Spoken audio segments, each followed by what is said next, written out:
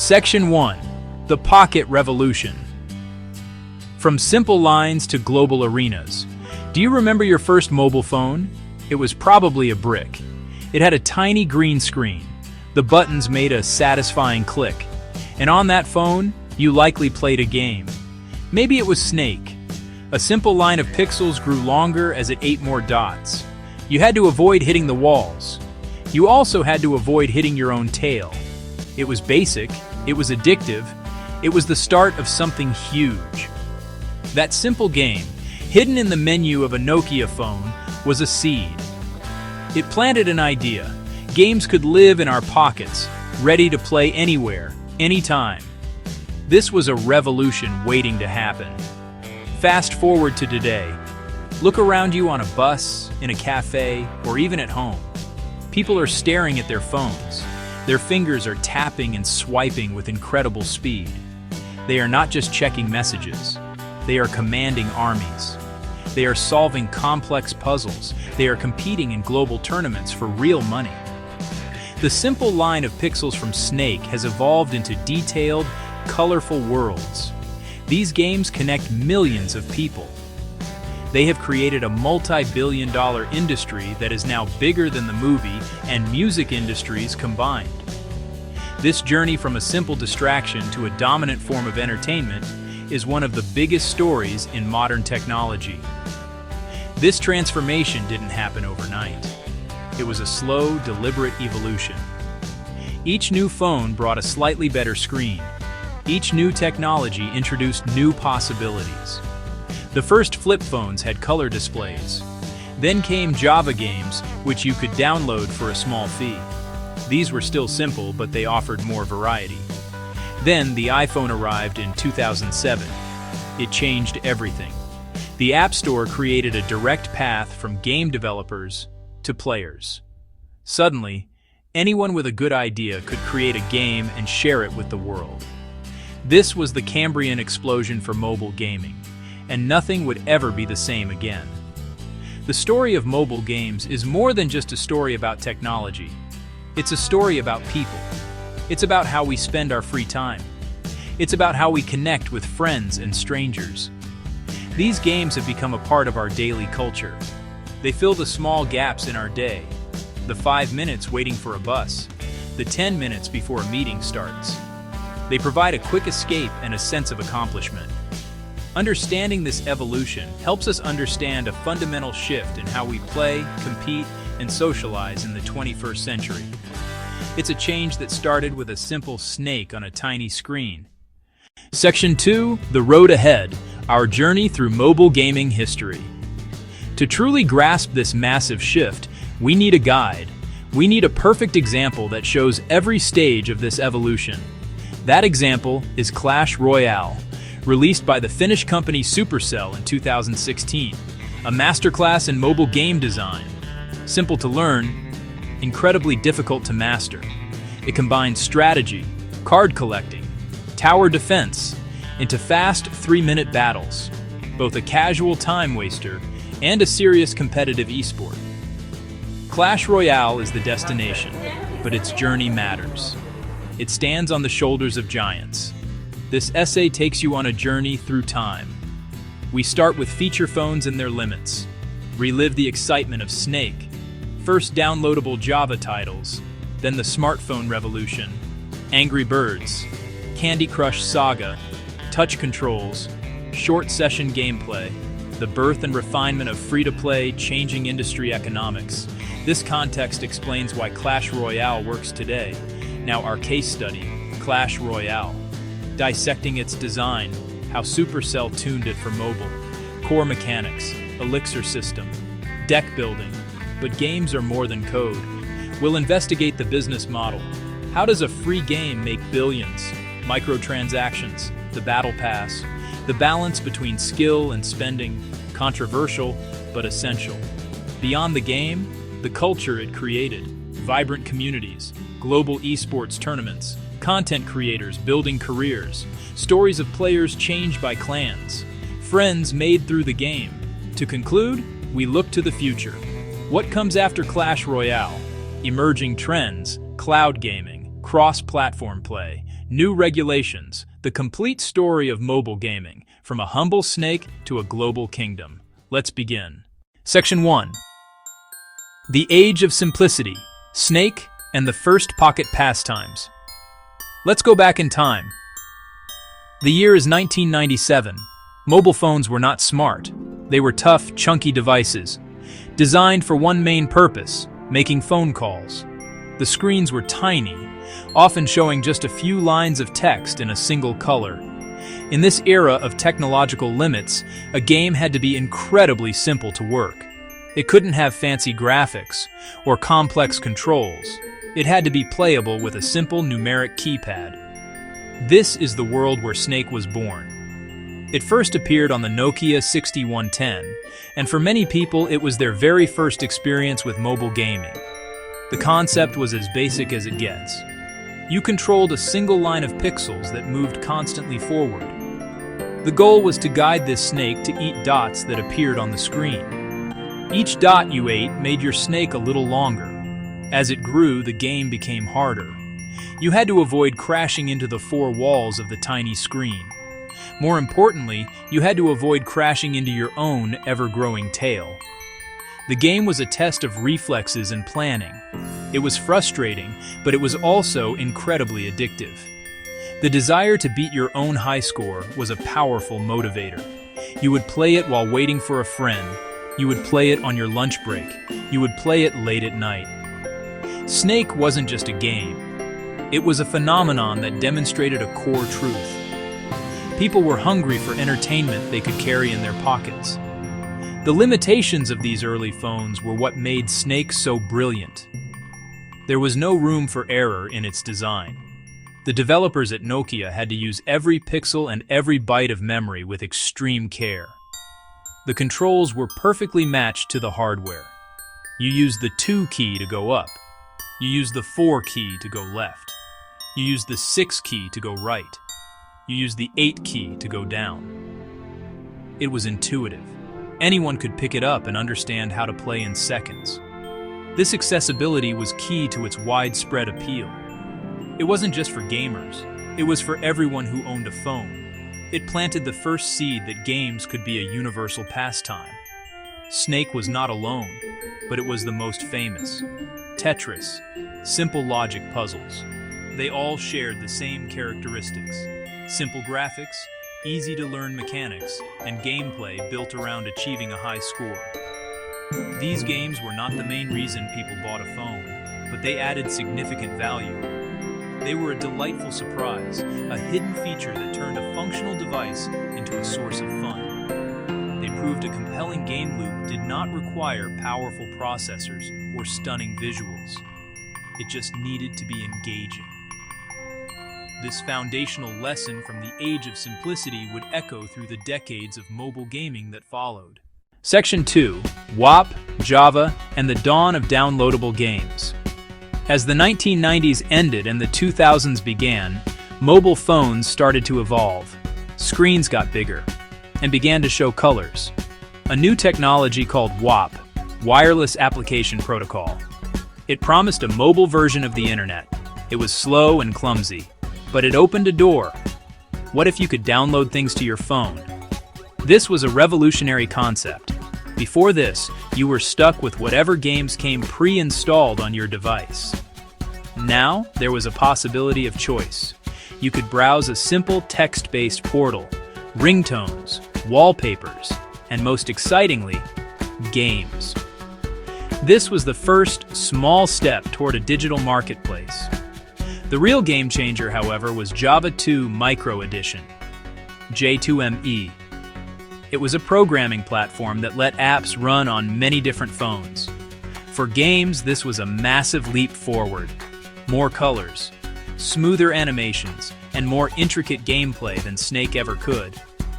Developers could create small, downloadable game files you could purchase and install. This created a brand new industry. Gameloft, Digital Chocolate, they were the pioneers of the mobile game market. Buying a Java game was a very different experience from today. There was no central app store. You often had to go to your mobile carrier's WAP portal, like Verizon, or T-Mobile. You would navigate through clunky menus, find a game you liked, and agree to pay for it. The cost, usually a few dollars, would be added directly to your monthly phone bill. The download would start, and you hoped your connection wouldn't drop. These games were often simplified versions of popular console or PC titles. Prince of Persia, FIFA. They were a pale imitation of the real thing, but on a tiny screen, they felt magical. This era had its own set of challenges. The biggest problem was fragmentation. There were hundreds of different phone models, each with a slightly different screen size, different button layouts, and varying processing power. A developer had to create and test dozens of different versions of the same game. It was a difficult and expensive process. Despite these hurdles, the Java game era was incredibly important. It established the idea that games were software you could buy and own on your phone. It taught an entire generation of developers how to design for small screens and limited controls. It was the training ground for the smartphone revolution that was just around the corner. Section 3. A New Touch. The iPhone and the App Store Revolution. Visual Timeline. WAP Portal. Original App Store icon. Modern App Store interface. Play Store interface. On January 9, 2007, everything changed. Steve Jobs stood on a stage and introduced the world to the iPhone. It was not just a new phone, it was a completely new category of device. It had a large, vibrant, high-resolution screen, but its most revolutionary feature was what it didn't have: a physical keyboard. Instead, the entire front of the device was a multi-touch display. You could interact with software directly with your fingers. This was a monumental shift that would redefine how we used mobile devices. For gaming, the possibilities were mind-boggling. The physical barrier of the numeric keypad was gone. The entire screen was now the controller. A year later, in July 2008, Apple launched the App Store. This was the second part of the revolution. The App Store was a centralized digital marketplace where any developer, big or small, could submit their applications. Apple would handle the hosting, the payment processing, and the distribution. In exchange, they took a 30% cut of the revenue. This was a brilliant move. It solved the fragmentation problem that had plagued the Java game era. Now, a developer could build one version of a game for the iPhone, and it would work perfectly for every user. It created a direct, frictionless connection between creators and consumers. The App Store was an explosion. In its first weekend, there were 10 million downloads. Suddenly, software was cheap and accessible. Many apps and games were priced at just 99 cents. This low price point encouraged impulse buys. You could discover a game, read a few reviews, tap a button, and have it on your phone in under a minute. This created a gold rush mentality. Independent developers and small studios saw a huge opportunity. They didn't need a massive budget or a publishing deal with a carrier anymore. All they needed was a good idea and the skills to build it. The barrier to entry for making and selling games had never been lower. This new ecosystem, powered by the iPhone and later by Google's Android with its own Play Store, completely transformed mobile gaming. Developers started experimenting with new types of games that were designed specifically for a touch screen. Games no longer had to be simplified versions of console experiences.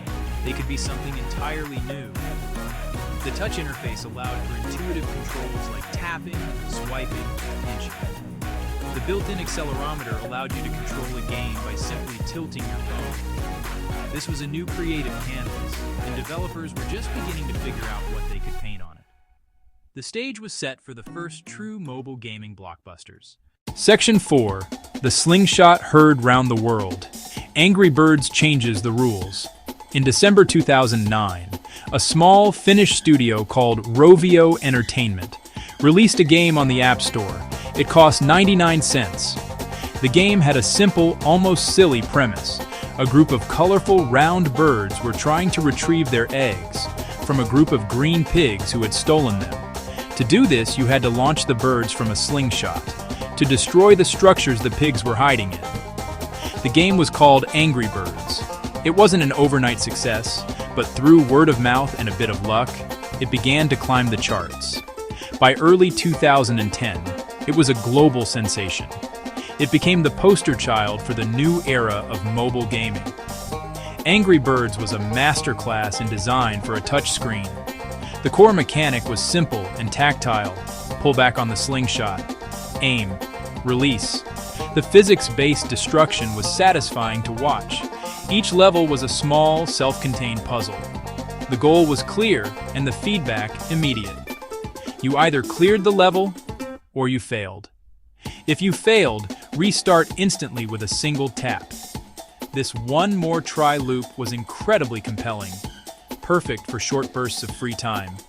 Play a level or two while waiting in line for coffee. The game also taught the industry about personality and branding. The characters were simple but full of charm. The angry red bird, the speedy yellow bird, the explosive black bird. The pigs would giggle and taunt you from their poorly built fortresses. This gave the game a soul, a cartoonish battle between good and evil. Strong character design made it highly marketable. Merchandise, cartoons, feature films. It showed a mobile game could become a globally recognized brand.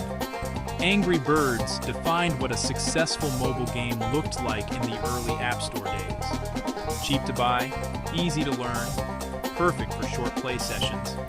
Its success inspired a wave of similar physics-based puzzle games. More importantly, it proved a small studio in Finland could make a global hit. Hundreds of millions of downloads and worldwide imagination captured. It solidified the App Store as the most important platform in gaming. Demonstrated the power of a simple, well-executed idea. Rovio's success provided a roadmap and inspiration, including another Finnish company watching very closely, Supercell. Section 5, Sweet Success, Candy Crush, and the Rise of Free-to-Play. While Angry Birds established the model for a successful paid mobile game, another title was about to rewrite the rules of monetization entirely. In 2012, a game developer named King released Candy Crush Saga, first on Facebook and then on mobile. It was a match-3 puzzle game, a genre that was already well established. Players had to swipe to swap colorful candies on a grid, create rows of 3 or more to match, create columns of 3 or more to match. When you made a match, the candies would disappear. New candies would fall from the top, often causing chain reactions. It was a simple, familiar concept, but King added layers of genius design that made it unbelievably addictive. The most important innovation was its business model. The game was completely free to download and play. This was a radical idea at the time. How could a game make money if you gave it away for free? The answer was in its structure. You were given a limited number of lives. Fail a level, lose a life, run out of lives, and you had to wait for them to regenerate over time, or pay a small amount to refill them instantly. You could also buy special power-ups called boosters to beat difficult levels. This was the free-to-play or freemium model. It removed the initial barrier to entry. Anyone could try the game without financial risk.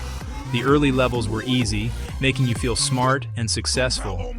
But as you progressed through hundreds and eventually thousands of levels, the difficulty slowly increased. You would eventually hit a wall, a seemingly impossible level. At that moment, paying $1 for a few extra moves or buying a powerful booster became tempting. The game wasn't forcing you to pay, it offered a shortcut. Candy Crush perfected live service gaming on mobile. It wasn't a finished product you bought once. It was an ongoing service. King constantly added new levels. King added new mechanics. King added new special events. The map felt like an endless journey. Players stayed for years, not just weeks or months. The game made billions of dollars, not from a few big spenders, but from millions spending small amounts over time. It proved free-to-play was the future of mobile game profitability. Section 6, Forging a Kingdom, Supercell, and the Foundation of Clash. As Angry Birds and Candy Crush were defining the two dominant models for mobile success, another Finnish company was quietly taking notes. This company was Supercell. Founded in 2010, its mission was simple but ambitious: to create games that people would play for years. The founders believed in a culture of small, independent teams, which they called cells. Each cell would have complete creative freedom to develop a game idea. If the game wasn't fun enough, the team would kill the project themselves and move on to the next idea. This ruthless focus on quality and fun was at the core of their philosophy. In 2012, Supercell launched two games that would change their fortunes forever: Heyday and Clash of Clans. Heyday was a gentle farming simulation game, but Clash of Clans was a phenomenon. It was a strategy game where players built and defended their own village, trained an army of fantasy troops like barbarians, dragons, and attacked other players' villages to steal resources. It combined the slow, satisfying progression of building a base with the thrill of competitive, player-versus-player combat. It was designed from the ground up to be a deeply social and long-lasting experience. Clash of Clans took the free-to-play model popularized by games like Candy Crush and applied it to a more complex strategy game. The core loop involved collecting resources to upgrade your buildings and to upgrade your troops. These upgrades took time, sometimes minutes, sometimes hours, and eventually even weeks of real-world time. This is where the monetization came in. You could use a premium currency, called gems, to instantly complete any timer. You could earn a small number of gems through gameplay, but the fastest way to get them was to buy them with real money. This model targeted player impatience rather than frustration at a difficult level. The true genius of Clash of Clans, however, was its social structure. The clans in the title were the heart of the game. Players could team up with up to 49 other people to form a clan. Within a clan, you could chat, donate troops to each other, and most importantly, participate in clan wars.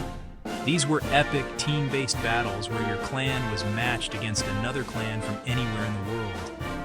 This created an incredible sense of community and obligation. You didn't want to let your clanmates down. This social glue was what kept players coming back every day for years. Supercell had created not just a game, but a hobby. This foundation, deep game loop, fair free-to-play monetization, and strong social features was the formula they would soon perfect with their next global hit, Clash Royale. Section 1. The Spark of an Idea. From clan wars to the arena. By 2014, Supercell was on top of the world. Clash of Clans was a global juggernaut, a money-making machine with a fiercely loyal player base. The company could have simply rested on its laurels, but their internal culture of small, independent cells encouraged constant experimentation. One of these small teams began playing around with new ideas. They were fascinated by the real-time, player-versus-player battles happening in other game genres, like MOBAs on PC. They wondered if they could capture that same competitive thrill, but make it accessible and perfectly suited for a mobile phone. They wanted something faster and more direct than the asynchronous attacks in Clash of Clans. The team started prototyping. They knew they wanted to use the beloved characters and world of Clash of Clans, as this would give them a huge head start with a built-in audience. An early concept, codenamed Magic, was a fantasy-themed game played on a horizontal screen, similar to many popular strategy games. The core idea was to have two players face off in real time, deploying troops that would automatically march down lanes to attack the opponent's base. This was a departure from the build and wait model of Clash of Clans. It was all about immediate action and reaction, a dynamic dance of offense and defense that happened in a single, intense session. A key breakthrough came when the team decided to incorporate elements from collectible card games.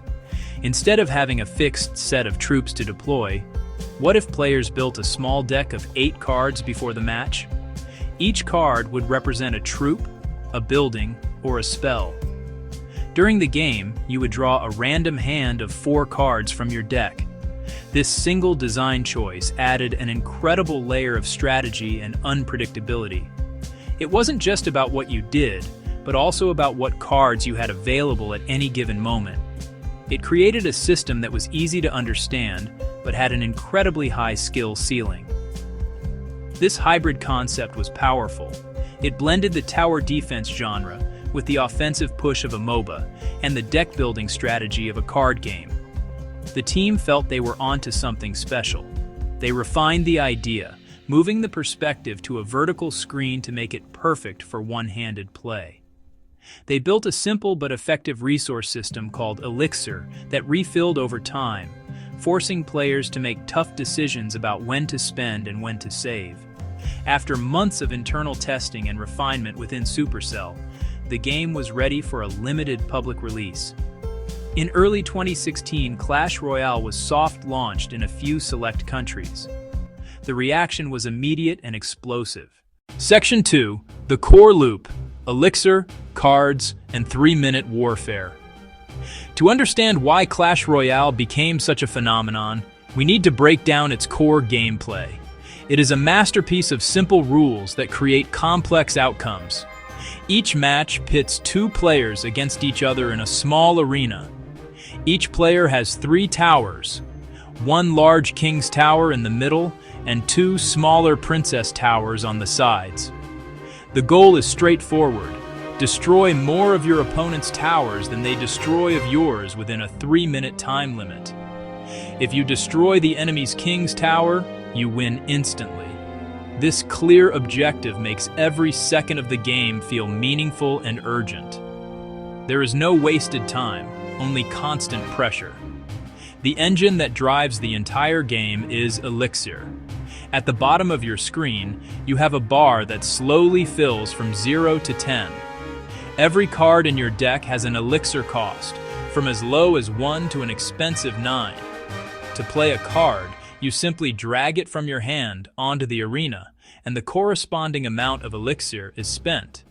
Your Elixir bar then begins to refill again. This system is pure genius. It acts as a natural speed limit on the action, preventing players from spamming all their troops at once. It forces you to think economically. Is it better to play a cheap, weak troop now, or save up for a powerful, expensive one later? Your deck consists of just 8 cards, which you choose before the battle begins. During the match, you have a hand of 4 cards at a time. Once you play a card, a new one is drawn from your deck to replace it. This element of randomness means that no 2 games are ever exactly the same, even if both players have identical decks. You might need your defensive building right now, but it's the last card in your cycle. You have to adapt and make do with what you have.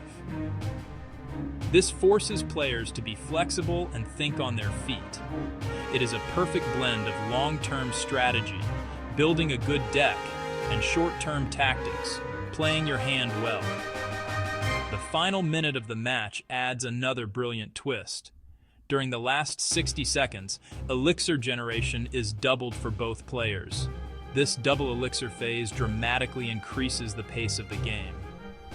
The battlefield, which might have been a slow, methodical chess match for the first 2 minutes, suddenly explodes into chaos.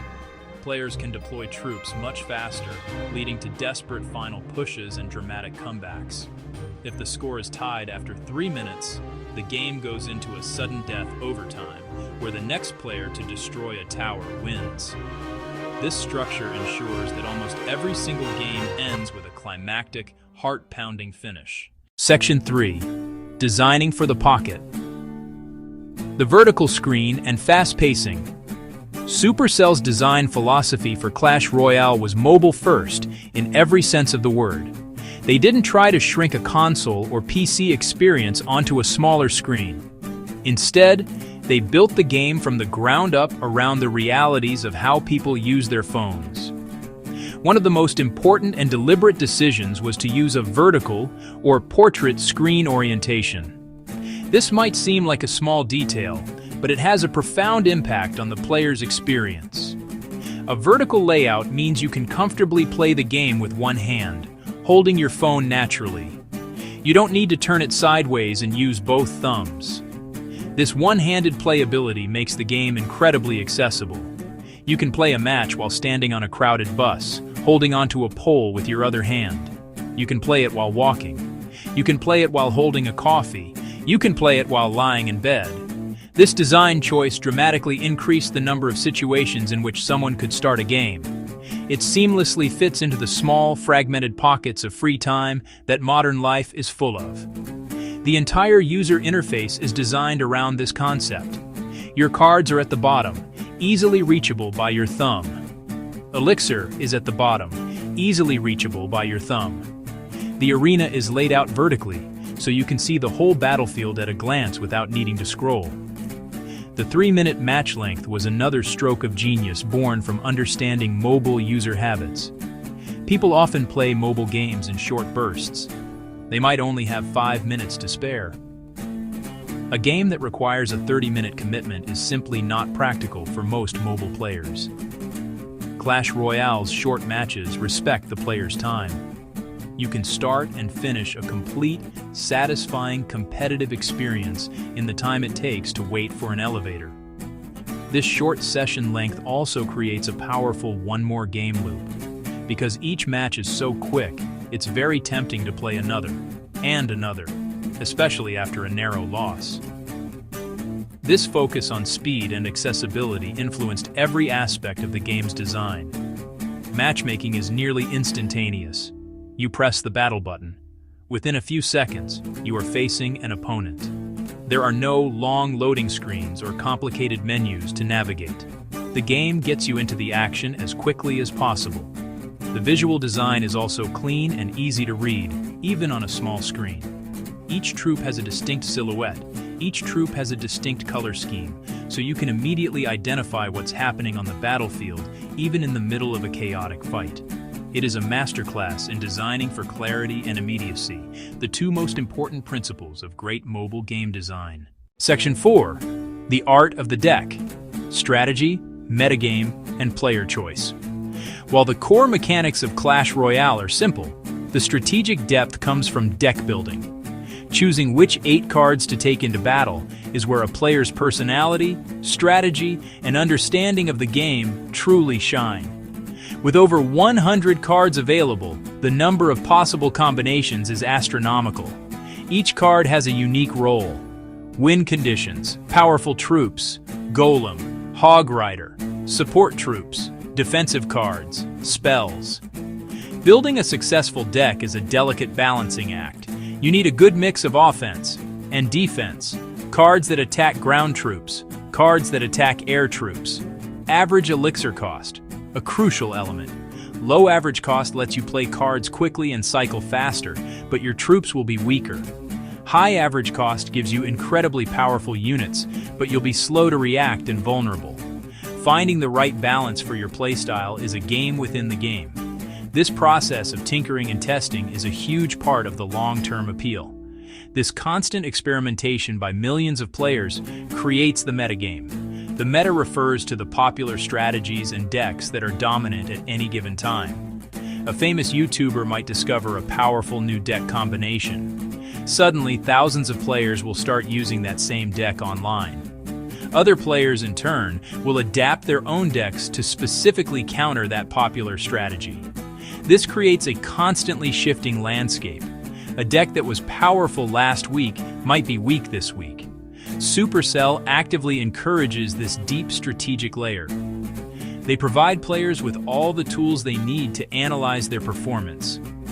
You can watch replays of your past matches to see what you did right and wrong. You can also watch top-ranked players battle in a feature called TV Royale. This focus on player choice and strategy elevates Clash Royale from a simple time waster to a serious competitive hobby.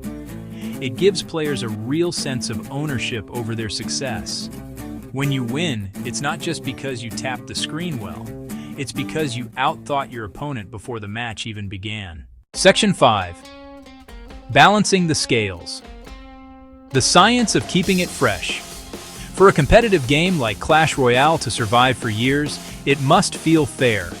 Players need to believe that their skill is the primary factor in winning or losing. This is where the difficult art of game balance comes in. Supercell has a dedicated team. Their job, analyze hard data from millions of matches. Their job, gather player feedback from the community. Their goal, make sure no single card or strategy is too powerful. Every month or so they release balance changes. These are small adjustments to the stats of various cards. A card that is winning too often might have its hit points reduced by 3%. A card that is never used might get a small damage buff to make it more appealing. These balance changes are a surgical tool used to shape the metagame. The goal is not to make every card equally powerful, but to ensure there is a wide variety of viable strategies. If one card becomes too dominant, like the infamous Elite Barbarians at one point in the game's history, everyone either uses that card or uses a deck designed only to beat that card. The balance team's job is to gently nudge the meta in new directions, encouraging players to experiment with different cards and decks. This process is a delicate science. Hard data guides decisions. Community feedback refines them. Beyond balance changes, Supercell keeps the game fresh by regularly introducing brand new cards. Each new card is a major event for the community. It injects a new variable into the complex equation of the metagame. A new card can create entirely new deck archetypes, or it can become the perfect counter to a popular strategy. Releases are often preceded by weeks of teasers and sneak peeks from content creators. That builds hype and speculation. This constant stream of new content gives long-term players a reason to keep coming back and re-engaging with the game's strategy. Another key tool for keeping the game exciting is the introduction of new game modes and special challenges. These are limited-time events that change the core rules of the game in fun ways. Triple Elixir Challenge, chaotic from the start. Draft Challenge, build a deck on the fly by picking from random sets of cards. These modes offer a casual, low-stakes place to try new things without risking their rank on the competitive ladder. They act as a pressure release valve from ranked play and keep the game from going stale. Section 6. Building a world. Arenas, characters, and TV Royale.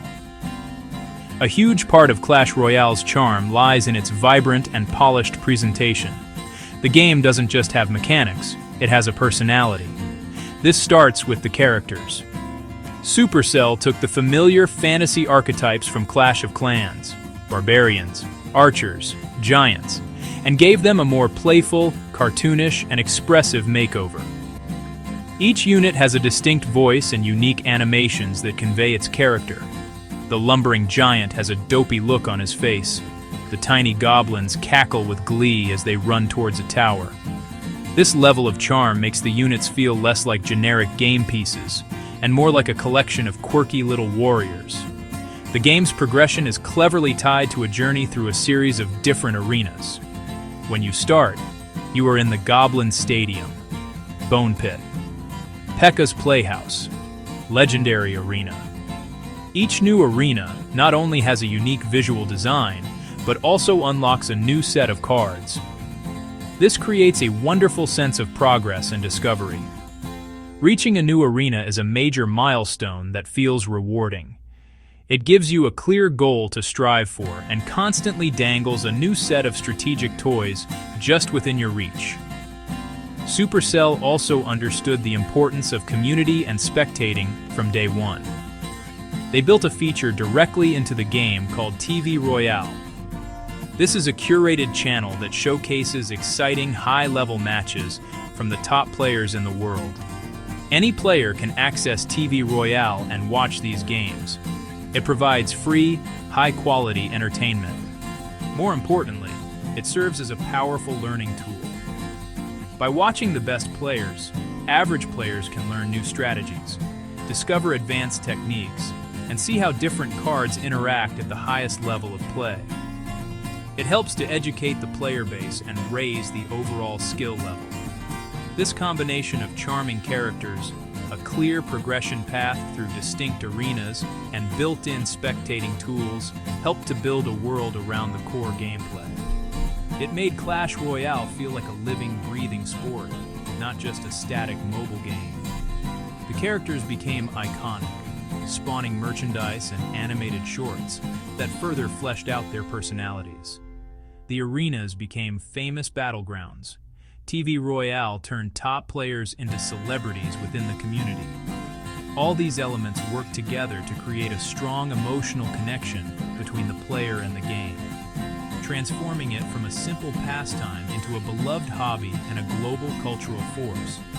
Table of Contents, Part 4, Act 3, 1.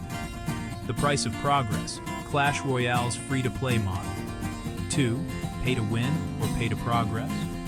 The Great Debate. 3. From the arena to the world stage, the rise of Clash Royale esports. 4. More than a game, clans, friendships, and social glue. 5. The Kingdom's Broadcasters, how streamers built the community. Section 1. The Price of Progress. Clash Royale's free-to-play model. Clash Royale, like its predecessor Clash of Clans, is free to download and play. Supercell gives you the entire competitive experience without asking for a single cent up front. This free-to-play model was essential for its massive global reach. It removed the biggest barrier for any new player, the price tag. Anyone with a compatible smartphone could download the game and jump into a battle within minutes. But Supercell is a business, and a very profitable one at that. So how does a free game generate billions of dollars in revenue?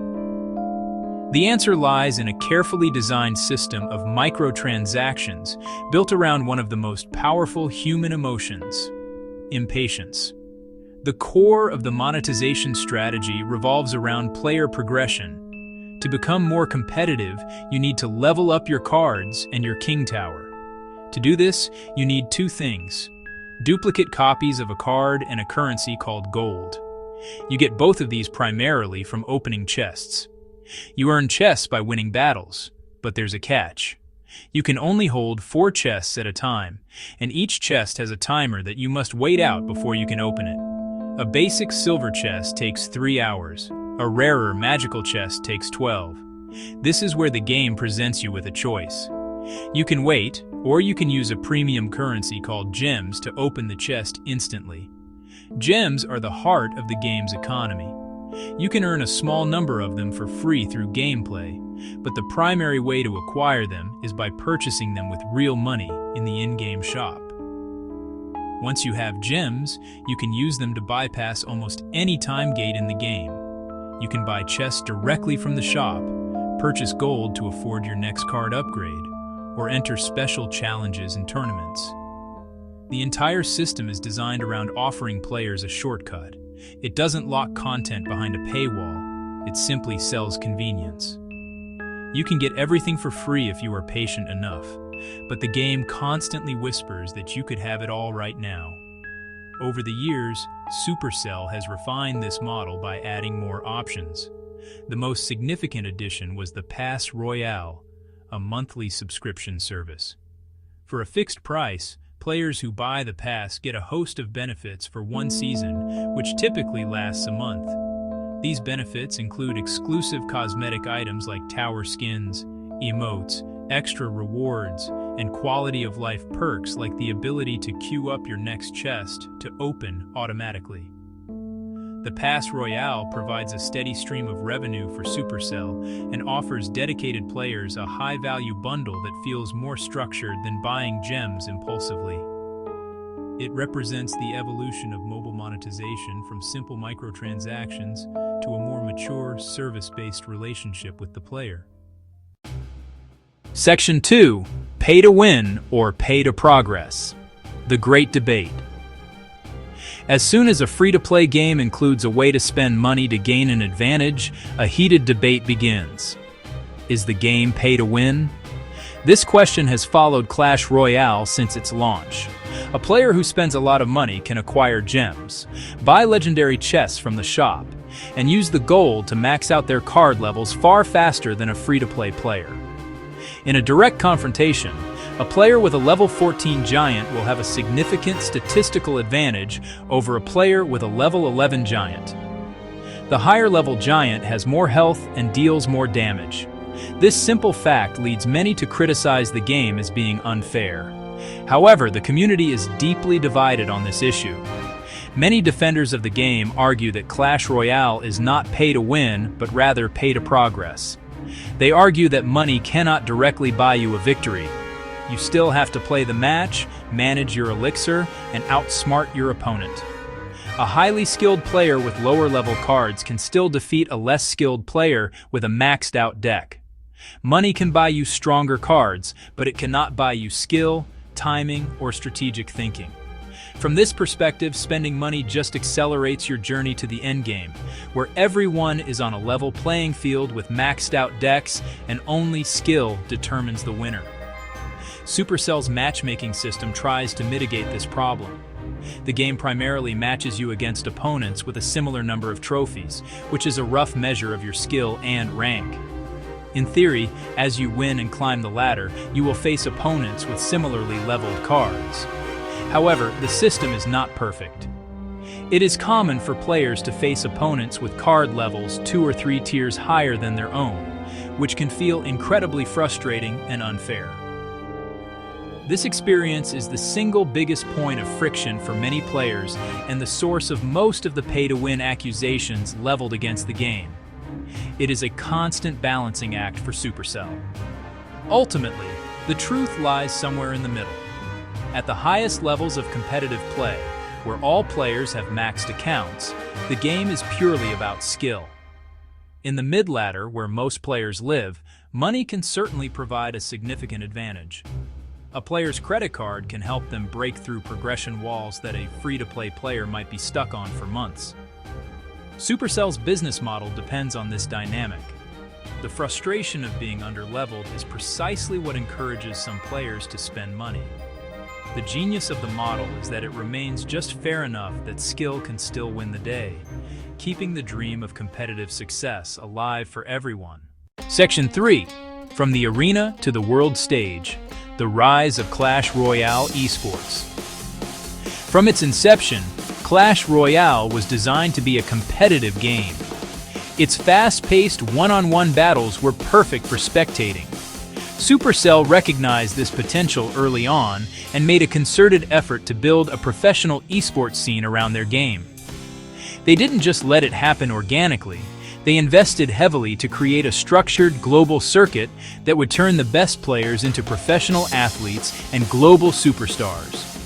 This transformed Clash Royale from a popular mobile game into a legitimate spectator sport with leagues, live events, and millions of dollars in prize money. It proved that mobile games could be just as competitive and exciting as their PC counterparts and as their console counterparts. The flagship of this effort was the Clash Royale League, which was a team-based global league where professional esports organizations from around the world would sign the best players to compete. The CRL featured high production values, with live broadcasts, expert commentators, and player interviews, mirroring the presentation of traditional sports. The events were held in large arenas filled with cheering fans, creating an electric atmosphere. For players, this was a life-changing opportunity. Many of them were teenagers, many were young adults, who went from playing a game in their bedroom to traveling the world and earning a salary as a professional gamer. The format of the CRL evolved over the years, but it consistently provided a clear path for any player to go from amateur to pro. Open qualifiers allowed anyone in the world to compete for a spot in the league. If you were good enough, you could climb the in-game ladder, perform well in online tournaments, and get noticed by a professional team. This path to pro was a powerful dream for millions of dedicated players. It gave them a tangible goal to strive for, beyond just reaching the top of the in-game leaderboard. The stories of players like Surgical Goblin from the Netherlands, Sergio Ramos from Mexico, became legends within the community. The existence of a professional esports scene had a massive impact on the entire game. It legitimized the skill involved in playing Clash Royale at a high level. It also drove the evolution of the metagame. The strategies and decks used by the pros in the CRL would quickly trickle down to the rest of the player base, influencing how millions of people played the game. The broadcasts served as a masterclass, teaching advanced techniques and strategies to a global audience. While the scale of the CRL has changed over time, its legacy is undeniable. It cemented Clash Royale's place as a premier mobile esport and inspired a new generation of competitive players. More than a game, clans, friendships, and social glue. While esports provided a stage for the top 1% of players, the feature that kept millions of everyday players engaged was much simpler: the clan system. Just like in Clash of Clans, players in Clash Royale can form or join groups of up to 50 people. A clan is much more than just a list of names. It is the social heart of the game. Within your clan, you have a dedicated chat window where you can talk strategy, share replays of your best wins and worst losses, and just hang out with people from all over the world. This social hub transforms a solo experience into a shared journey, creating a powerful sense of belonging. The game mechanics are cleverly designed to encourage interaction within the clan. Players can request cards they need to upgrade, and their clanmates can donate their spare cards to help out. This creates a simple, positive feedback loop of generosity. You help your clanmates, and they help you. The game's most important competitive mode, Clan Wars, is also built around this social structure. In Clan Wars, your entire clan works together over several days, competing in a series of unique challenges to earn rewards and prove you are the best clan. This requires coordination, strategy, and participation from everyone. The bonds formed within these clans often extend beyond the game itself. Players who have battled alongside each other for years become genuine friends. They might create a group chat on another app like Discord, talk about their daily lives, share memes, or organize times to play together. For many, their clan becomes a primary social circle, a third place outside of home and work or school. There are countless stories of people who have found support, friendship, and a sense of community through their mobile game clan, connecting with people they never would have met otherwise. This social glue is arguably the most powerful retention mechanic in the game. This deep social integration is what separates a good game from a lasting hobby. Players might initially be drawn in by the fun gameplay, but they stay for years because of the people. The fear of letting your clanmates down in a clan war is a powerful motivator to log in and do your battles. The desire to help a friend get the last few cards they need for an upgrade encourages you to donate. Supercell understood that a game is not just a piece of software, it's a platform for human connection. By building the game around social structures, they created a self-sustaining ecosystem where the community itself is one of the main attractions. Section 5. The Kingdom's Broadcasters: How Streamers Built the Community. While Supercell built the game and the tools for community, a global network of independent content creators gave that community its voice and personality. From the very beginning, players started creating videos on YouTube and streaming on Twitch. They would post videos of opening chests, tutorials on how to use a specific card, or live commentary of their battles as they climbed the competitive ladder. These creators became the trusted guides, entertainers, and leaders of the Clash Royale community, building massive audiences and becoming celebrities in their own right.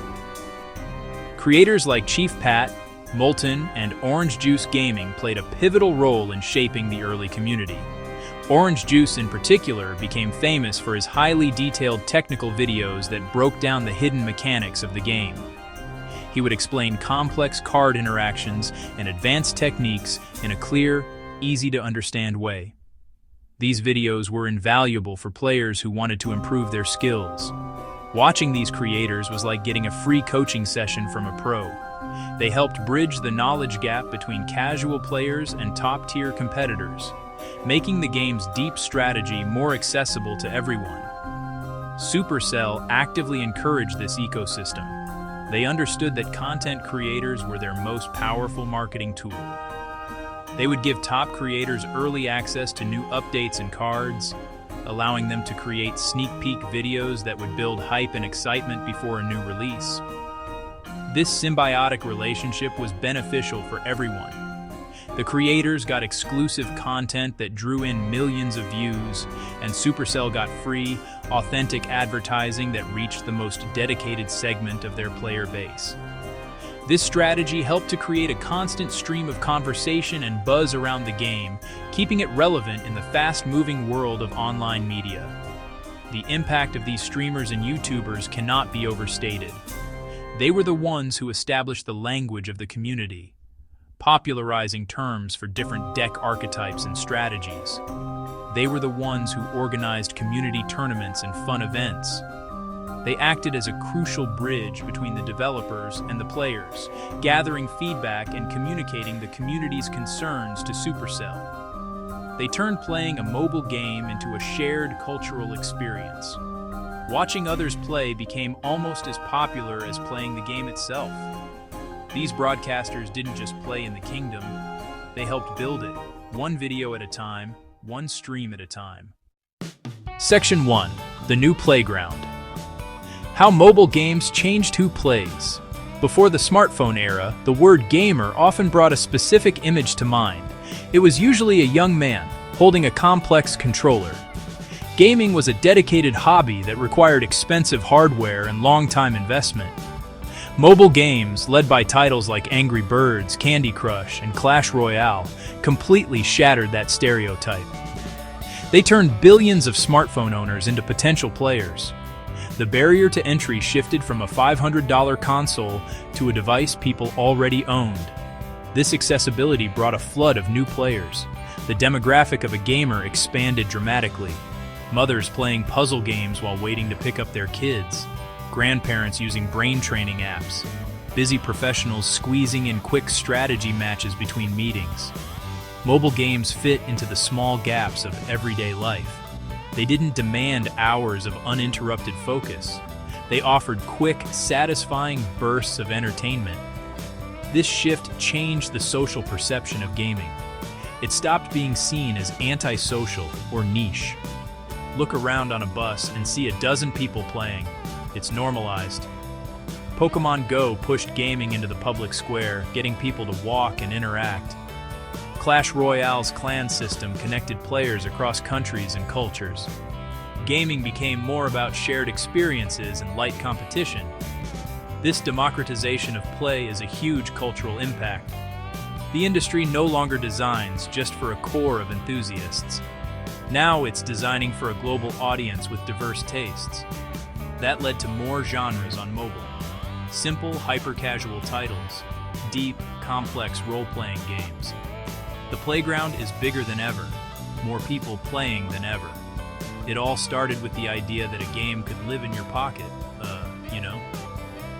Section 1. The full arc. From a pixelated snake to a global kingdom.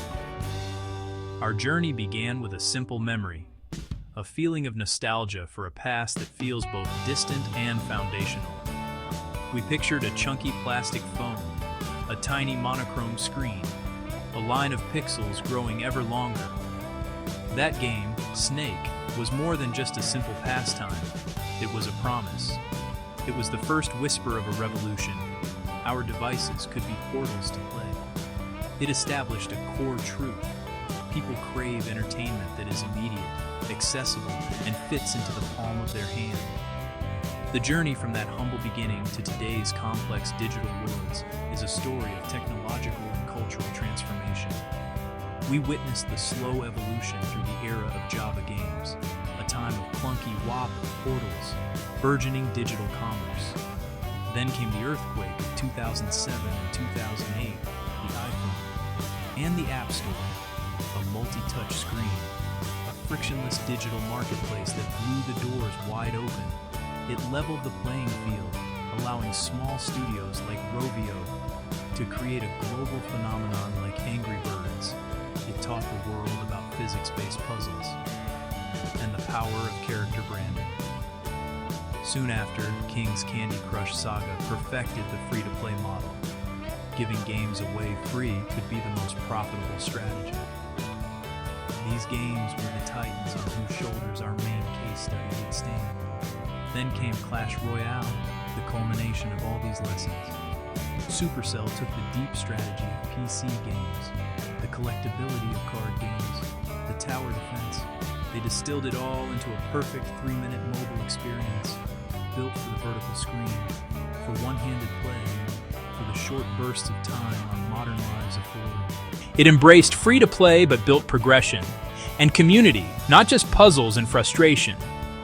It mastered live service design, constant balance changes, new cards, exciting seasonal content. Clash Royale contains the DNA of everything that came before it. The game proved mobile gaming is a unique medium with its own strengths. It can foster deep strategy, intense competition, and a powerful sense of community. The rise of a global esports league proved its competitive legitimacy. Millions of clans proved its social power. From the high-score chase of Snake to the cooperative glory of a clan war victory in Clash Royale, the evolution is clear. Mobile games evolved from a solitary distraction into a connected, global hobby, bringing millions together. Section 2. The future in our pockets. What comes next? As we look beyond today, the trajectory of mobile gaming continues to point towards even greater integration and sophistication. The lessons from the last 2 decades are now the foundation for what comes next. Cross-platform and cloud-based gaming are accelerating. Xbox Cloud Gaming streaming to phone. NVIDIA GeForce Now streaming to phone. Games are no longer tied to a single device. The line between mobile and console blurs. High-end gaming on phones becomes more accessible. Social features will be deeply integrated into mobile games. Clash Royale's clan system set a powerful example. Future games will resemble social platforms inside the app. Imagine persistent shared spaces where players can hang out, show off cosmetics, and organize events without ever leaving the game app. The game becomes the social network, a miniature metaverse. But there will be challenges. Regulators will increase scrutiny worldwide. Monetization practices will be questioned. Loot boxes will face transparency demands, and concerns about addiction will shape policy. Expect stricter rules on advertising to children and odds disclosure. Developers must find player-friendly monetization, less tax on impatience, more fair value. Seasonal Pass Royale points towards subscription-like relationships. New tech will unlock new forms of play. Virtual reality has been slow. Augmented reality has huge potential. AR games overlay digital characters onto the real world. Exploration and interaction grow. 5G rollout enables low-latency, high-fidelity multiplayer AR. The future will be more connected, more social, more regulated, and more deeply woven into our real lives. So why do we keep playing? After all the analysis of business models, design philosophies, and technological shifts, the answer is remarkably simple. We play because it is fun. The small spark of joy when we outsmart an opponent. The satisfaction of seeing our village grow stronger over time. The satisfaction of seeing our deck grow stronger over time. The laughter we share with friends over a ridiculous loss. Mobile games tapped into this human need for play, made accessible to everyone, made accessible everywhere, made accessible at any time. They fill the little empty spaces in our day with a moment of challenge, a sense of achievement, a point of connection. The next billion-dollar hit, the next cultural phenomenon, is likely being coded right now by a small team with a big idea. They are building on the lessons of the past, aiming to capture our attention for just a few minutes at a time. And we, the players, are waiting, our phones in our pockets, ready for the next great game that will bring us a little bit of fun and a little bit closer together.